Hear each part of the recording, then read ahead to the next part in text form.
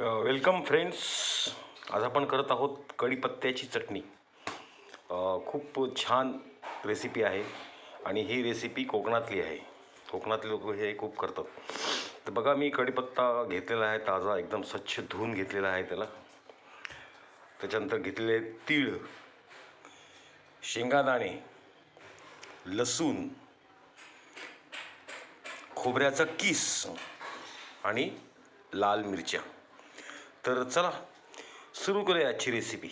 सगळ्यात आधी आपल्याला हा कढीपत्ता छानपैकी खरपूस असा भाजून घ्यायचा आहे. मग पुढची रेसिपी मी तुम्हाला सांगतो. चला फ्रेंड्स, हा जो कढीपत्ता आहे, आता आपण मी आता पॅन ठेवलेला आहे गॅसवर मंद आचेवर. ह्याला छानपैकी आपण खरपूस असं भाजून घेऊया. चला, मी याच्यात पॅनमध्ये आता हे टाकून घेतो. हातानेच त्याला सगळं त्याचं पाणी गेलं पाहिजे आणि तो खरपूस असा झाला पाहिजे कढीपत्ता. नक्की करून बघा, खूप छान रेसिपी आहे.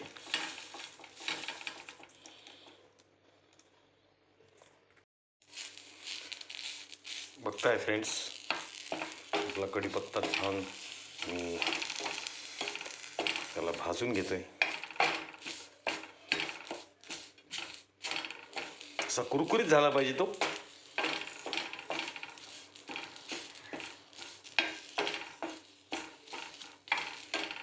दोन मिनिटांनी आपण काढून घेऊया खाली. तर फ्रेंड्स, आपला कढीपत्ता छान भाजला गेलेला आहे. याला मी आता पॅनमध्ये काढून घेतो खाली. या कढीपत्त्याला एकच मस्त एक वास असतो बघा, खूप छान वास आहे.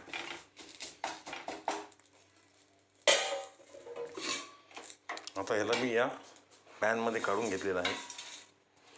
तर याच पॅनमध्ये परत आपल्याला शेंगदाणे भाजून घ्यायचेत.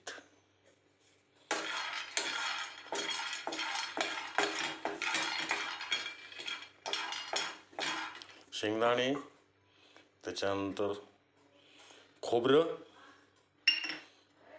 तीळ, हे लसूण आणि ही लाल मिरची, हे सगळं सोबत आपण खमंग असं भाजून घेऊ.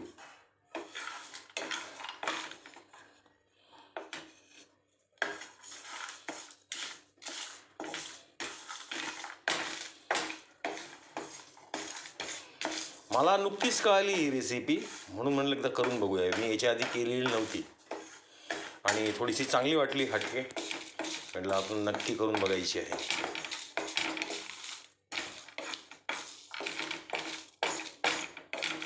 बघत राहा अकूज किचन. फ्रेंड्स, आपण जे तीळ, शेंगादाणे, लसूण, खोबरं, शेंगादाणे जे घेतले होतं, मिरची, ते आता मटेरियल खूप छान असं खमंग असं फ्राय झालेलं आहे, भाजलं गेलेलं आहे. ते आता आपण गॅस आता मी बंद करतो.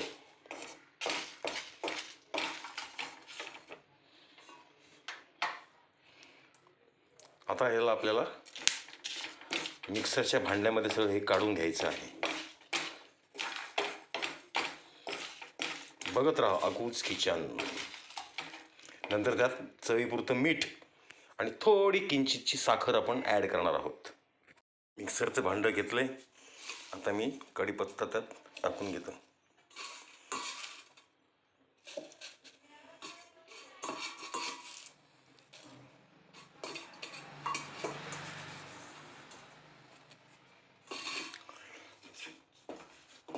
त्यासोबत आता आपण हे फ्राय केलेलं पण ह्याच्यात ॲड करून घेऊया.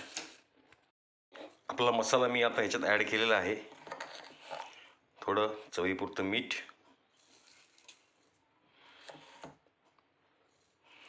आणि थोडीशी आपल्याला साखर टाकायची आहे.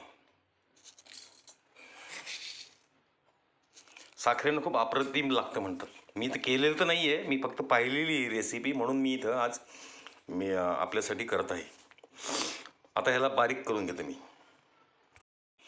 फ्रेंड्स बघताय, मी याला मिक्सरमधनं बारीक करून घेतलेलं आहे.